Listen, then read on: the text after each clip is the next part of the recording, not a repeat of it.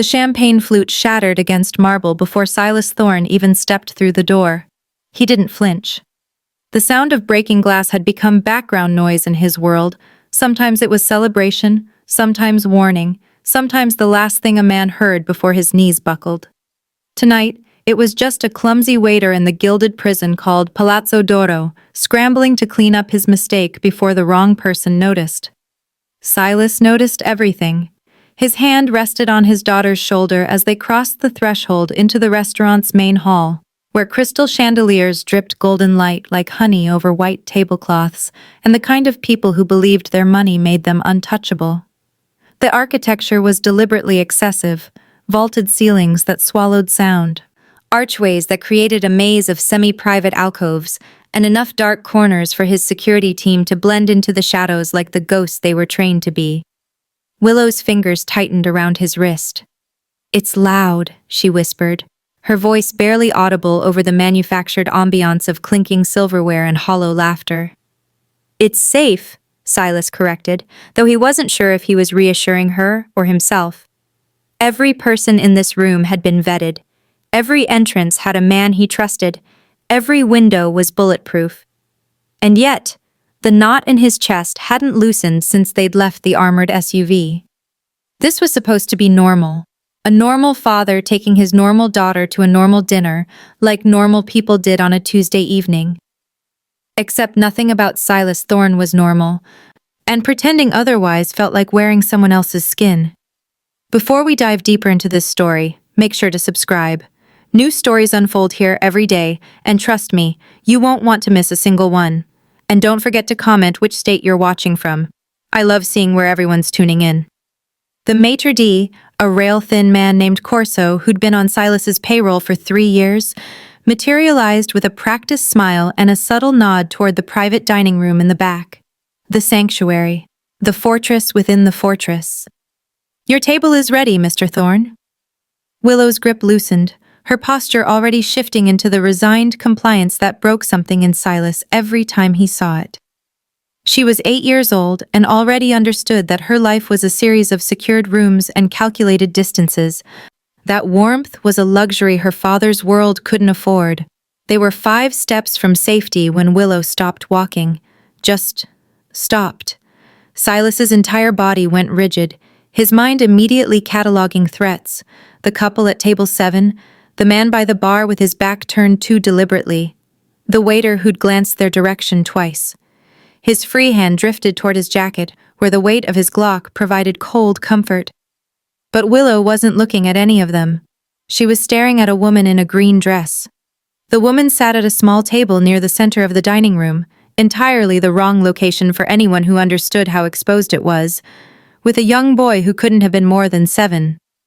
She was laughing at something the child had said, her head tilted back just slightly, her smile reaching her eyes in a way that seemed almost foreign in this gilded theater of performance and pretense. The boy held up a crayon drawing. When did restaurants give out crayons? And the woman gasped with such genuine delight that even Silas felt the warmth of it from 15 feet away. "Daddy!" Willow's voice carried a note he'd never heard before. Not fear, not resignation, something that sounded dangerously close to longing. "I want to sit where that lady is smiling." The words hit him like a gut punch. Corso cleared his throat delicately. "Mr. Thorne, your private room." "I see it." Silas's jaw tightened as he watched his daughter's eyes track the woman in green, watched her absorb every detail of that simple, unguarded moment of maternal warmth like she was memorizing a language she'd never been taught. Every instinct in his body screamed to keep walking. The private room had reinforced walls, a single controlled entrance, and a clear exit strategy. That table in the center of the room was a kill box, exposed on all sides, vulnerable to approach from multiple vectors, impossible to secure. But Willow's hand had released his wrist entirely now, and she'd taken one small, tentative step toward that impossible warmth. "Daddy, please?"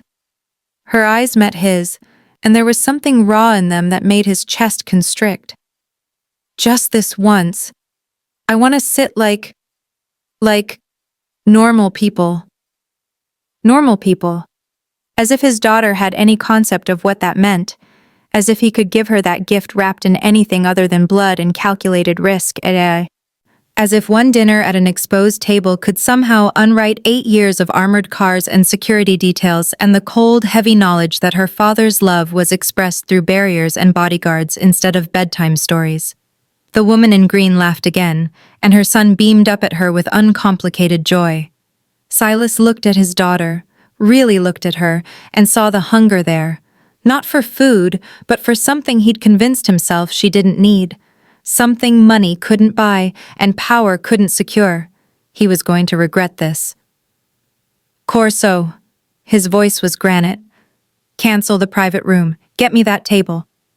The maitre d's eyes widened almost imperceptibly. Mr. Thorne, I'm not sure. The one next to the woman in green. Now. Sir, that table is currently occupied. Then find them a better table. With my compliments and an apology for the inconvenience. He pulled a money clip from his pocket and placed $500 bills in Corso's palm. Make it disappear. Corso hesitated for only a moment before the money vanished into his jacket. Of course, Mr. Thorne. Please, wait here one moment. As the maitre d' glided away to relocate whoever had the misfortune of sitting in Silas's new target location, Willow looked up at him with something that might have been hope. It terrified him more than any gun ever had.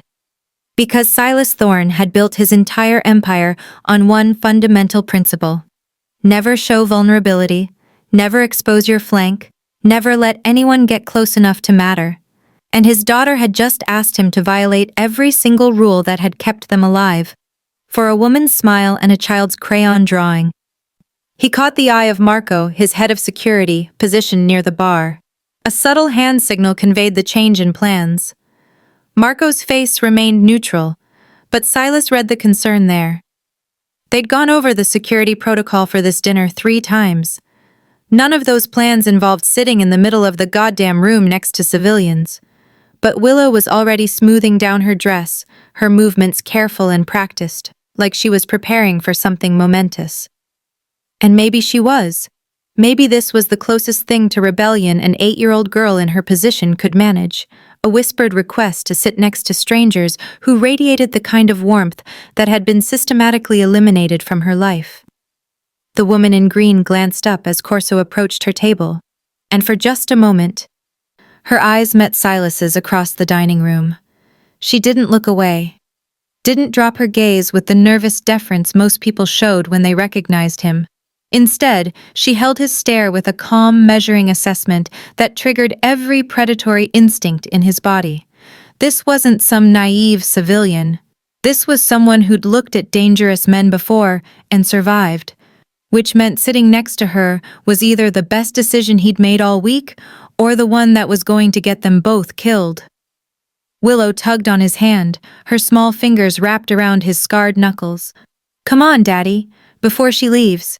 Silas Thorne, who'd stared down rival bosses and federal prosecutors without blinking, who'd built an empire on the foundation of other men's fear, let his 8-year-old daughter lead him toward the most exposed table in the restaurant, toward a woman in a green dress who smiled at her son like the world wasn't on fire, toward the only thing more dangerous than his enemies, hope. Silas was mid-sentence, explaining to Jet why the Colosseum had arches instead of solid walls, when the waiter appeared at their table. The man's approach was smooth, practiced, the kind of fluid movement that came from years of balancing trays in crowded dining rooms. But Silas caught it immediately, the slight hesitation in his step, the way his eyes found Silas first before dropping to the carafe of water he carried. Refills? The waiter asked, his voice pleasant enough. Silas's jaw tightened. He knew this man, not personally, but he knew the type, the too casual posture. The way his free hand hung at his side, fingers twitching slightly. This wasn't about water. We're fine, Silas said, his tone flat. The waiter smiled, leaning forward as if he hadn't heard. Oh, I insist. Compliments of the house. He tipped the carafe. Too fast, too deliberate. Water cascaded across the table in a rush, flooding over the pizza plates and pooling toward Jet's coloring sheet. The boy gasped, jerking backward as the cold liquid soaked into the paper, turning his carefully drawn columns into a blurred mess. "Oops," the waiter said, his eyes meeting Silas's for a fraction too long. There was a message in that look, a recognition, a reminder. "We see you. We know where you are." Silas's hand curled into a fist beneath the table. His mind raced through calculations, consequences, the proximity of exits. He could handle this man, easily, but not here, not in front of Jet, not with witnesses and cameras and the weight of his probation hanging over every move he made. Then Audra moved. It happened so quickly Silas almost missed it.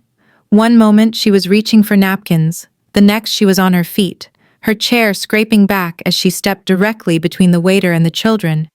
Her body angled sideways, one arm extended behind her in a protective arc that kept both Jet and Willow at her back. "Excuse me," she said, her voice sharp and steady. "You need to step back." The waiter blinked, his professional mask faltering. "Ma'am, I said step back." Audra's eyes locked onto his, unflinching. There was no panic in her expression, no uncertainty. Just a clear, unwavering determination that made the man take an involuntary half-step backward. "You spilled water on a child's drawing and you're still standing here. Move." For a moment, the dining room seemed to narrow to just the three of them, Audra, the waiter, and Silas frozen in his seat, watching. The waiter's gaze flicked to Silas, searching for something, then back to Audra. Whatever calculation he'd been making shifted. He raised his hands in mock surrender, that practiced smile sliding back into place. "My apologies," he said, already turning away. "I'll send someone to clean this up." He disappeared into the kitchen, and the ambient noise of the restaurant rushed back in. The clatter of silverware, the murmur of other diners, Jet's small, shaky voice asking if his drawing could be saved. Audra remained standing for another beat. Her shoulders squared before she exhaled and turned back to the table. She grabbed a stack of napkins and started mopping up the water with quick, efficient movements, her hands steady even as a faint tremor ran through her fingers. "It's okay, sweetheart," she murmured to Jet, rescuing what she could of his artwork. "We can trace over it when it dries, make it even better." Silas couldn't move, couldn't speak. His mind was still replaying what he'd just witnessed. The instant recognition of threat in Audra's eyes, the way she'd positioned herself as a barrier, how she'd faced down a man who could have been armed, who could have been dangerous, without hesitation. She had no training, no weapon, no reason to risk herself for children who weren't hers, but she had, purely on instinct. Willow reached for another breadstick, oblivious to the tension that still hummed through Silas's chest. Jet sniffled once, then picked up his crayon, determined to salvage his ruins. And Audra sat back down, tucking her hair behind her ear like nothing extraordinary had just happened, like she hadn't just done something Silas had spent 13 years in prison never expecting to see, someone protecting his son, without being asked, without being paid, just because it was right. The cramping started in Silas's left hand. It was subtle at first, a tightness in his palm, the kind that came from gripping something too hard for too long. He flexed his fingers beneath the table, trying to work out the tension, but instead of releasing, the sensation spread. Up his wrist, into his forearm, a creeping numbness that made his skin prickle with warning. He'd felt this before. Once. In a basement in Newark when a deal went sideways and someone thought they were clever with their hospitality. His water glass. The waiter. "Silas?" Marco's voice came from somewhere to his left, distant and warped like he was speaking underwater. The numbness reached his elbow, his shoulder. Silas tried to stand, but his legs wouldn't respond. The muscles in his chest began to seize, his lungs struggling to expand against the sudden, crushing pressure. The restaurant tilted sideways, colors bleeding together as his vision narrowed to a pinpoint. He heard chairs scraping, shouting. Marco's hand on his shoulder, rough and panicked. Boss, talk to me." Silas's mouth wouldn't form words. His body was shutting down, system by system. And all he could think was how stupid it was to die in a family pizza place with cartoon murals on the walls and his son 3 feet away. "Call 911!" Marco barked at someone. "Now! He's seizing! Don't let him fall! What do we do? What the fuck do we do?" The voices overlapped, frantic and useless. Silas felt hands on him, trying to hold him upright, but they were the hands of men trained to break bones, not mend them. Through the haze clouding his vision, he caught a glimpse of Jet's terrified face, Willow's wide eyes, both children frozen in their seats. Then Audra was there. She dropped to her knees beside his chair, her movements sharp and precise, nothing like the gentle way she'd wiped down the table moments ago. Her hands went to his face first, tilting his head back, fingers pressing against his jaw. "Move!" she snapped at Marco, her voice cutting through the chaos with absolute authority. "Give me space." "Lady, you need to move." Marco stepped back, and Audra's hands were already at Silas's collar, loosening his shirt, checking his pulse at 3 different points: throat, wrist, the inside of his elbow, with the kind of systematic efficiency that came from muscle memory older than thought. "Anticholinergic poisoning," she muttered, more to herself than anyone else. Her eyes scanned the table, landing on the water pitcher, the half-empty glass in front of Silas. "Belladonna derivative, probably atropine. How long since he drank?" "What?" Marco stared at her. How long?" 2, maybe 3 minutes." "Good." Audra's hand shot out, grabbing the small basket of lemon wedges from the center of the table. She crushed one between her palms, juice coating her fingers, then pried Silas's mouth open with a practiced grip that brooked no resistance. "Swallow," she commanded, squeezing the juice onto his tongue. "I know it hurts. Swallow anyway." The citric acid hit his throat like broken glass, but his body obeyed. She grabbed another wedge, repeated the process, then pressed 2 fingers hard into the pressure point just below his sternum. The pain was instant and shocking, cutting through the fog long enough for Silas to drag in a full breath. "There," Audra said, her voice steady. "Again. Breathe with me." She demonstrated, exaggerating the inhale, and Silas found himself following, his diaphragm unlocking incrementally with each cycle.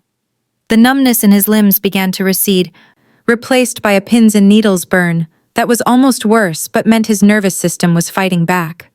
Audra kept one hand on his chest, monitoring his breathing, while the other moved to his wrist, counting his pulse against her watch.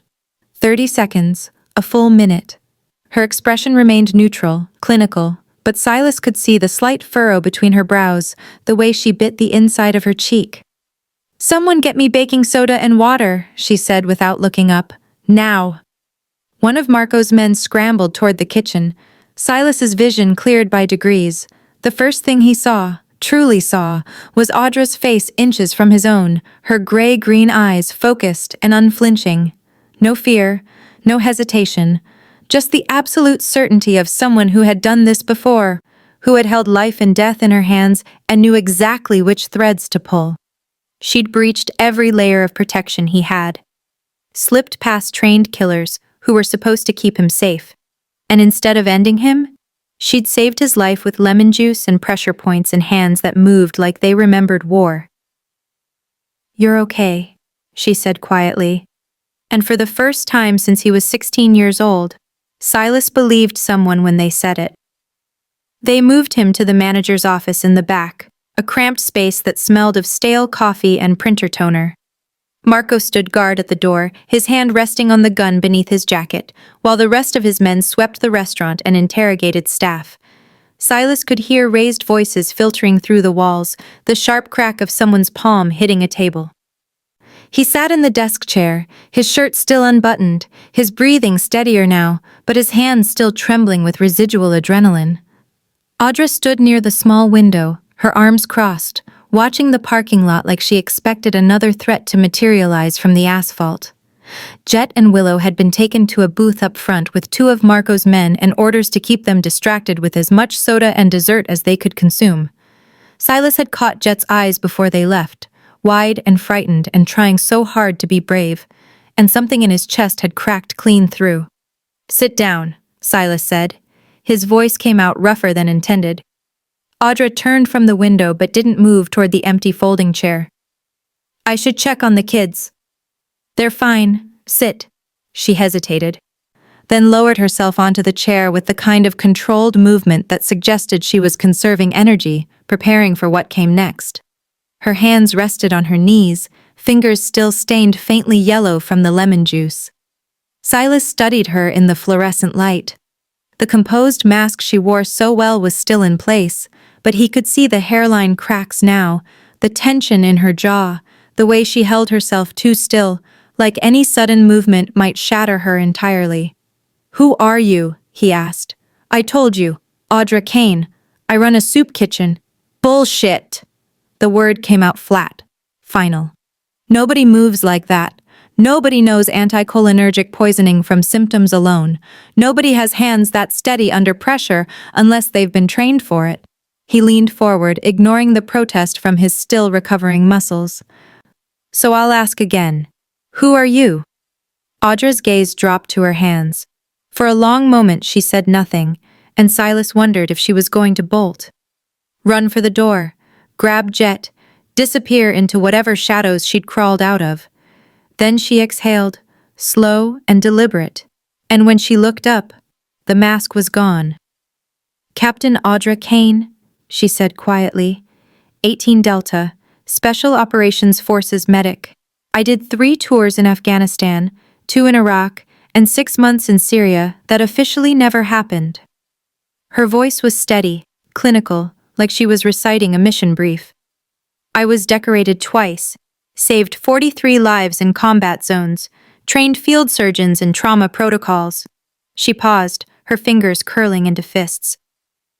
And then I found out the field hospital I worked at was being used as a supply route for black market fentanyl and weapons. Officers I trusted were running it. Generals were getting paid. Silas felt something cold settle in his gut. You blew the whistle. I tried to go through proper channels, filed reports, collected evidence. Her laugh was bitter, hollow. 2 weeks later, my apartment was raided. They planted enough heroin to put me away for 20 years, said I was the trafficker, said I'd been stealing medications and selling them to insurgents. She met his eyes.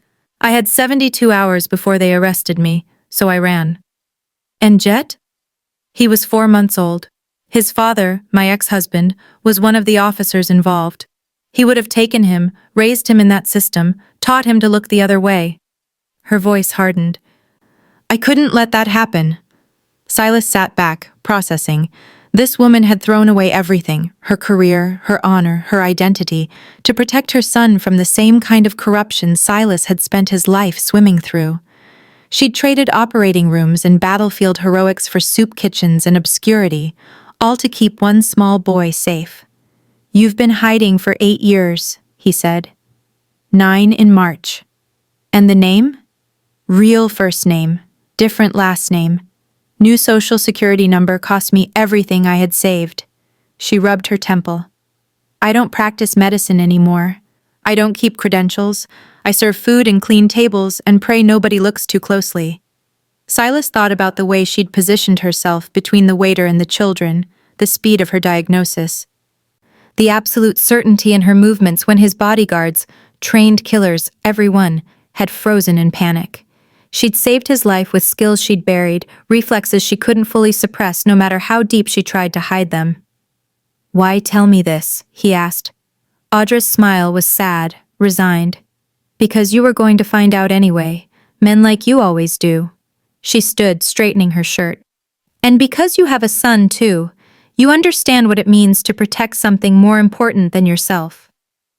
Silas did. God help him, he did.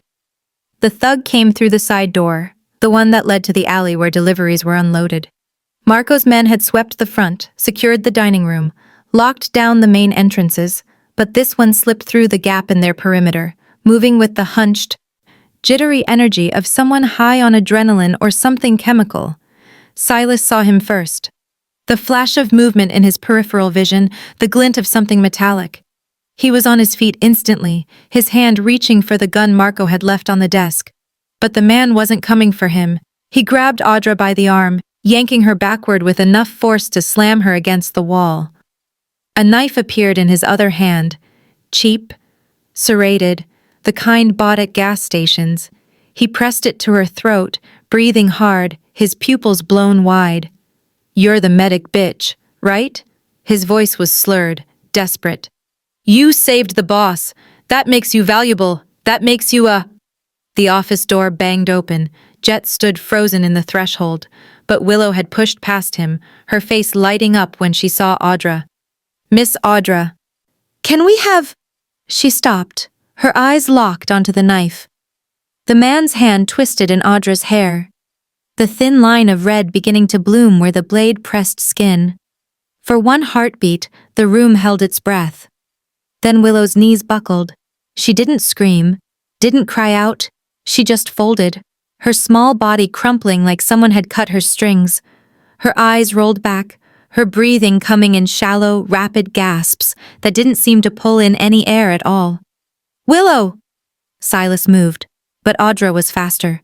She drove her elbow back into the thug's solar plexus with surgical precision, using the split second of his shock to twist out of his grip.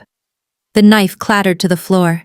Audra didn't even look at him as he doubled over, gasping. She was already dropping to her knees beside Willow, her hands going to the girl's face, her pulse, her airways. "Willow, baby, look at me." Audra's voice was calm, steady, the same tone she'd used with Silas when poison had seized his lungs. "I need you to find my voice. Can you hear me?" Willow's eyes were open but unseeing, her pupils fixed on something that wasn't in the room. Her hands clutched at her chest, fingers clawing at her shirt like she was trying to dig out something buried beneath her ribs. Marco appeared in the doorway, gun drawn, taking in the scene with cold efficiency. He grabbed the thug by the collar, hauling him toward the exit, but Silas barely registered it. His entire world had narrowed to his daughter on the floor, unreachable, drowning in air. "Willow." He knelt beside her, his hands hovering uselessly. "It's okay, you're safe. I'm here." But she didn't respond, didn't even blink, like he wasn't there at all. Audra pulled off her cardigan, draping it over Willow's shoulders, creating a soft barrier between the girl and the harsh fluorescent lights. "Willow, we're going to breathe together. Just you and me. Feel my hand on your back? I want you to push against it when you breathe in." She placed her palm between Willow's shoulder blades, applying gentle pressure. "In through your nose. That's it. Good. Now out through your mouth." Willow's breathing hitched, but she followed. Once, twice. "You're doing so well," Audra murmured. "Now I want you to tell me 3 things you can see in this room. Take your time. No rush." Willow's eyes slowly focused, her gaze crawling across the space. "Desk," she whispered. "Good. That's one. Window. Perfect. One more. Your bracelet," Willow's voice cracked. "The blue one." "That's exactly right." Audra shifted, sitting cross-legged so she was at Willow's eye level. "Now 3 things you can hear.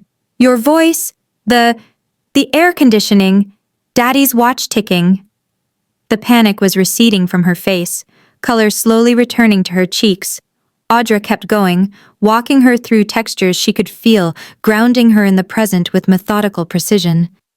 It took 5 minutes, maybe 10.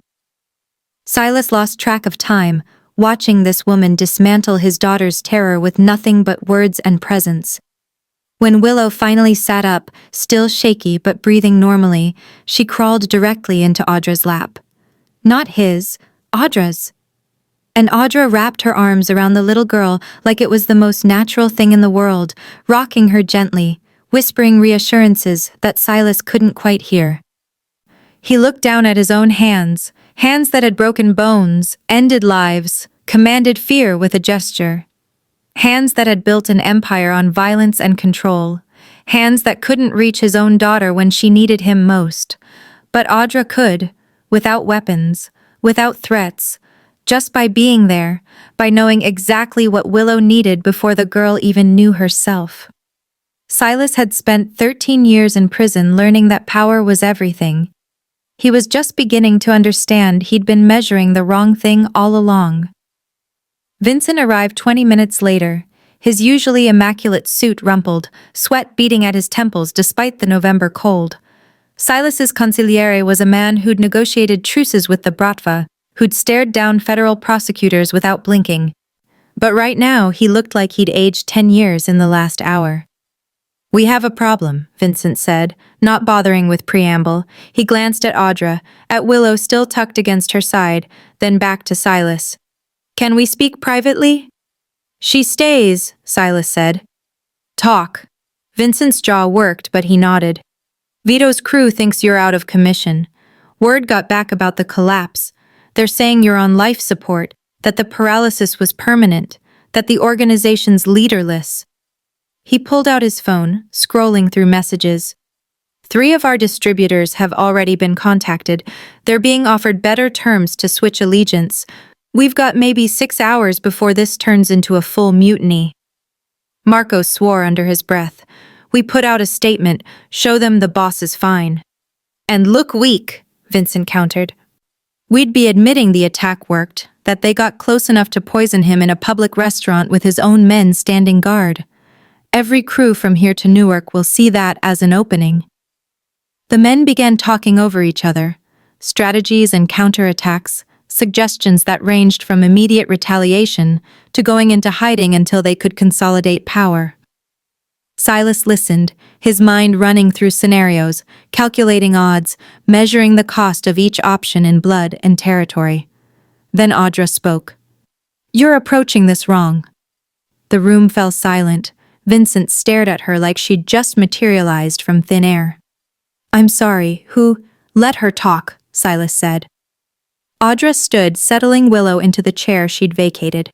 She moved to the desk, her eyes scanning the layout of notes and maps Vincent had brought, absorbing information with the same systematic precision she'd used to diagnose poison and calm panic attacks.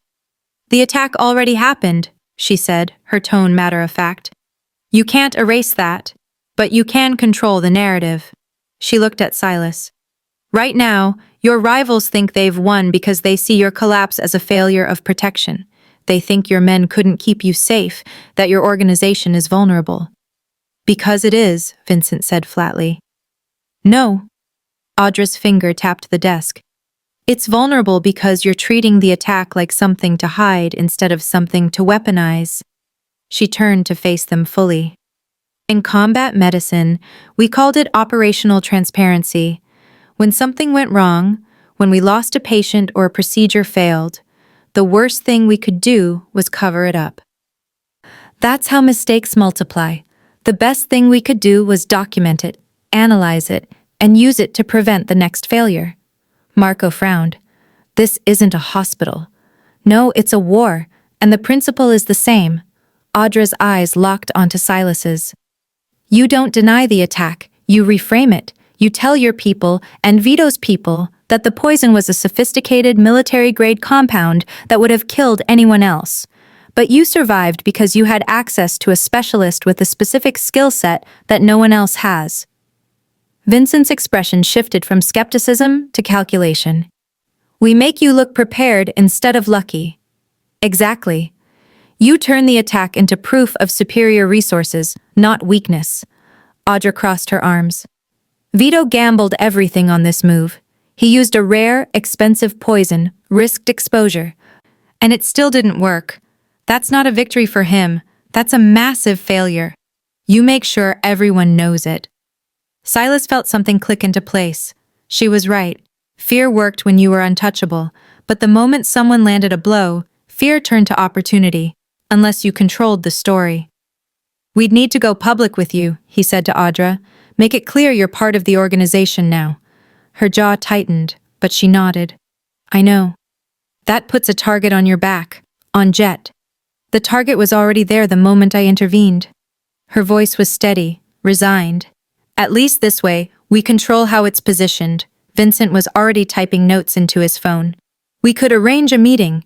Neutral ground. Show you're not just alive but strategic. Bring her as your new medical consultant." "No," Audra interrupted. "You cannot win this war with fear alone, Silas. You win it with control and truth." She met his gaze, unflinching. "Your survival is your greatest weapon, not because you're invincible, but because when they tried their best shot and it wasn't good enough, you were prepared in ways they can't match. That's the message. Silas looked at this woman who'd traded battlefields for soup kitchens, who'd just willingly painted a target on herself to protect his empire, and realized she understood power better than most men who'd spent their lives chasing it.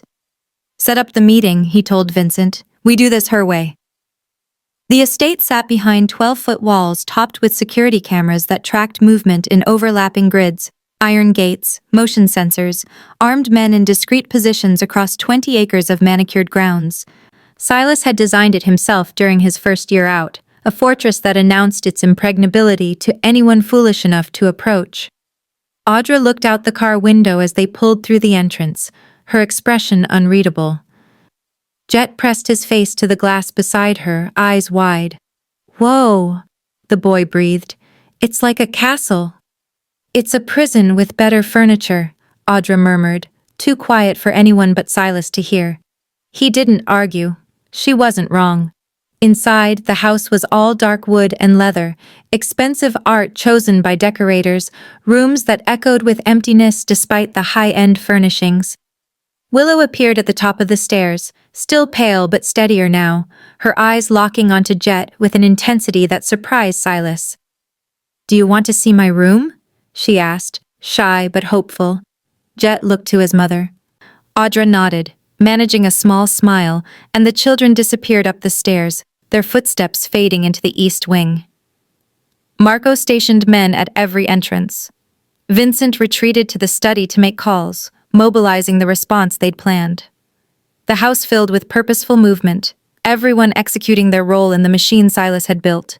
Everyone except Audra, who stood in the marble foyer looking like she'd been carved from the same stone, solid, immovable, and completely out of place.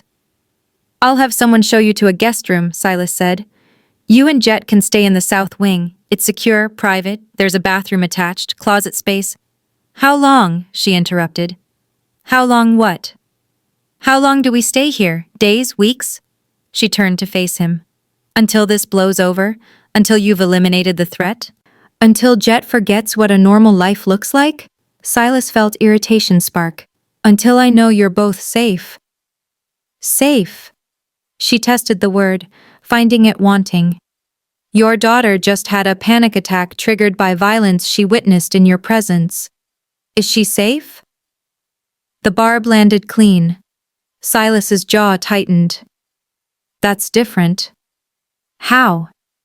He didn't have an answer, or rather he had several, and none of them sounded convincing even in his own head. Audra walked to the window looking out at the grounds where 2 guards patrolled the perimeter. I need to make arrangements for the soup kitchen. We serve breakfast at 6. People depend on... I'll have someone handle it. That's not the same. It'll have to be.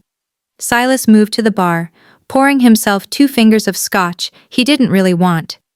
You can't go back there. Not until this is resolved. Vito knows who you are now, where you work, he'll use that. So I hide. You survive. She laughed, bitter and sharp. I've been surviving for 9 years, Silas. I know what it costs. He set down the glass harder than intended. The crystal rang against marble. Then let me help.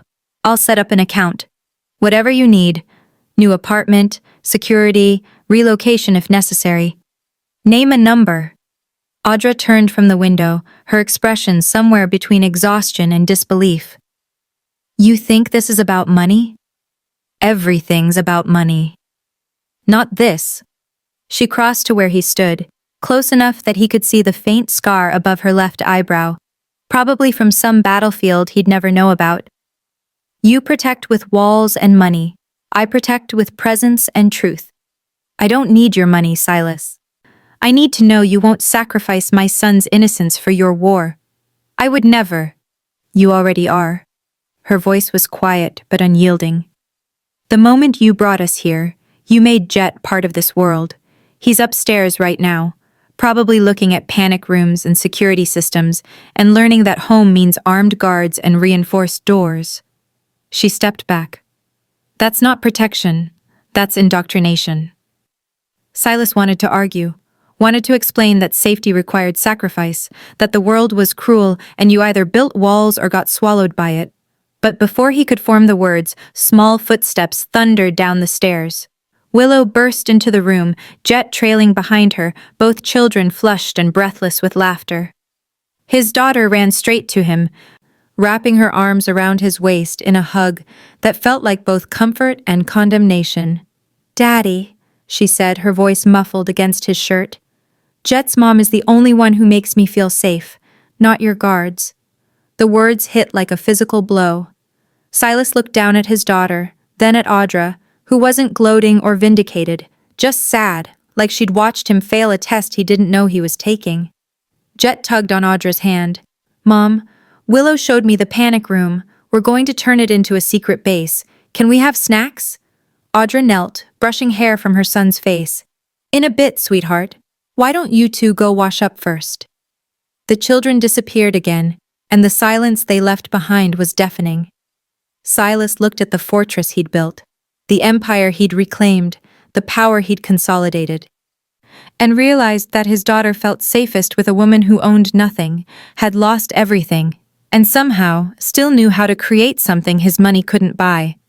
The warehouse sat at the edge of the industrial district, a skeletal structure of rusted metal and broken windows that had been abandoned for years.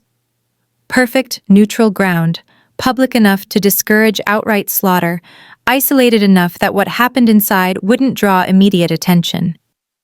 Silas arrived with Marco and 6 of his best men, all armed, all watching the shadows for movement. Vincent had negotiated the terms. Vito would bring the same number, no heavy weapons, and they'd settle this like professionals. A conversation about territory, compensation for the failed hit, and a clear understanding of boundaries going forward.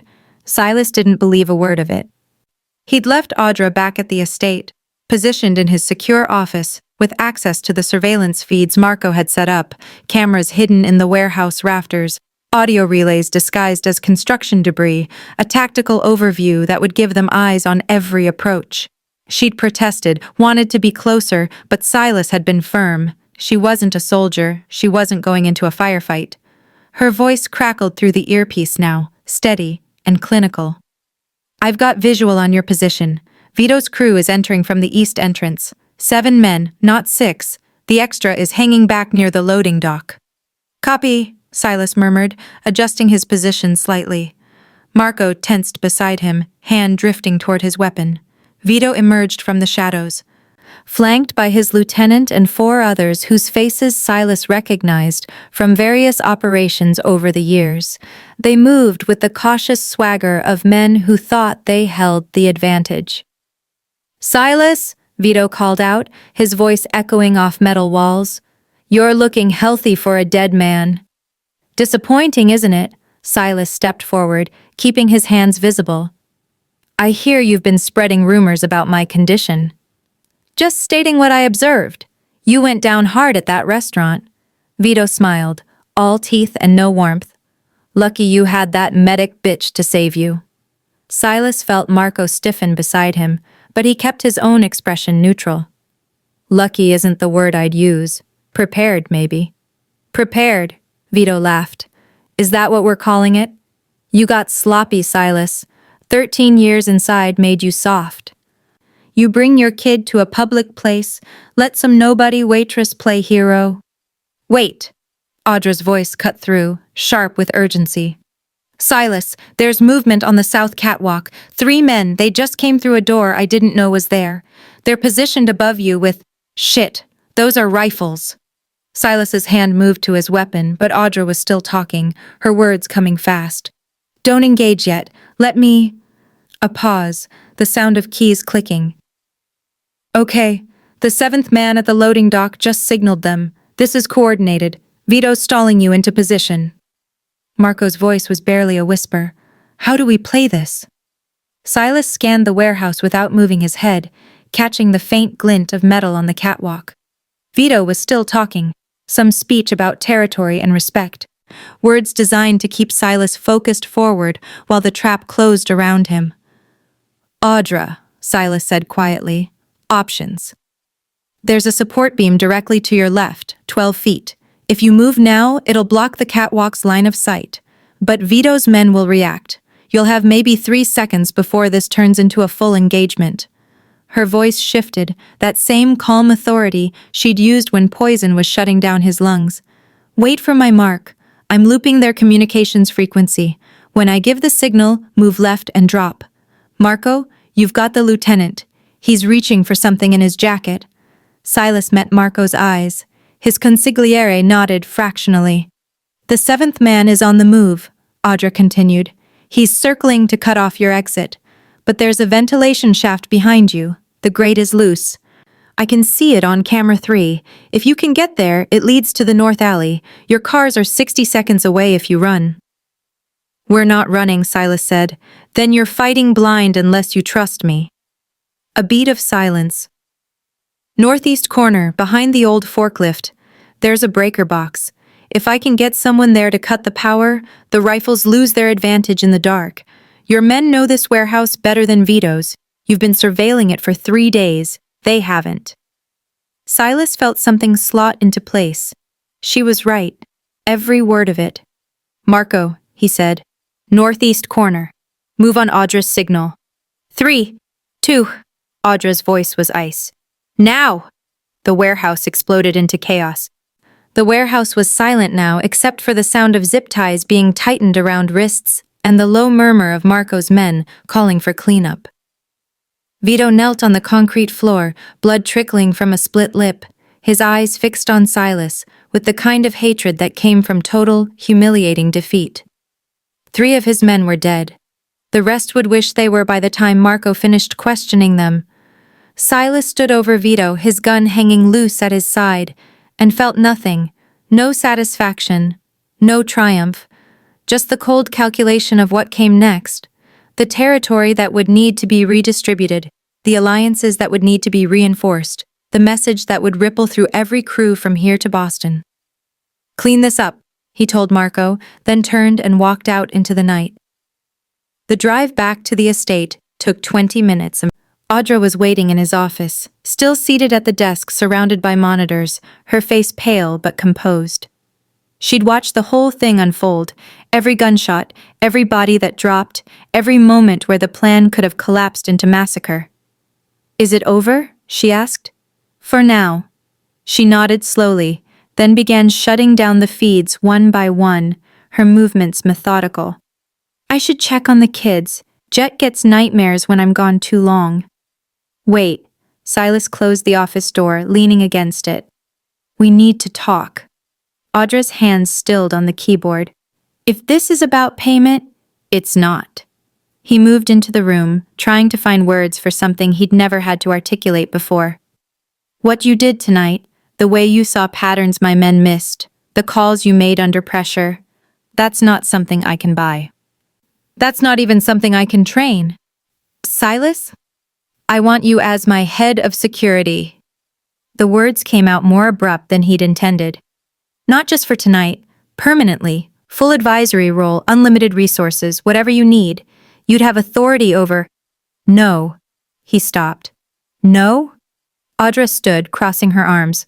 "I won't be your employee. I won't take orders I don't believe in or watch you make decisions that put my son at risk because you're too proud to listen." Her eyes locked onto his. "If I do this, if I stay in this world, it's as your partner, equal voice, equal authority. That means Willow and Jet go to the same school. That means we live together as a single family unit, not you in the main house and us in some separate wing like help.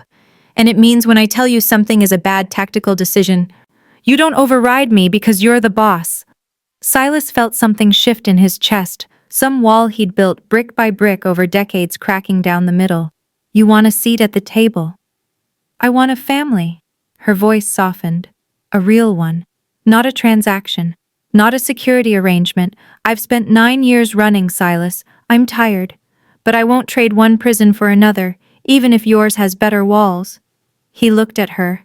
This woman who'd saved his life twice in one day, who'd walked into his war without hesitation, who'd seen the darkest parts of his world and hadn't flinched, who'd lost everything once and was brave enough to risk building something new. "I don't know how to do this," he admitted. The family thing. I barely managed to keep Willow alive, and even that. He gestured vaguely. You saw what happened at the restaurant. I'm not good at this. Neither am I. Audra's smile was tentative, real. But we're both good at adapting. Silas moved closer, close enough to see the exhaustion in her eyes, the faint tremor in her hands that she'd been suppressing all night. Not just my head of security, my consigliere, my partner. He paused, the next words harder than any negotiation he'd ever navigated. The only person I trust, with my life. With Willow's life. With everything I've built. And your heart? She asked quietly. He thought that part of him had died in prison, calcified into something hard and unreachable.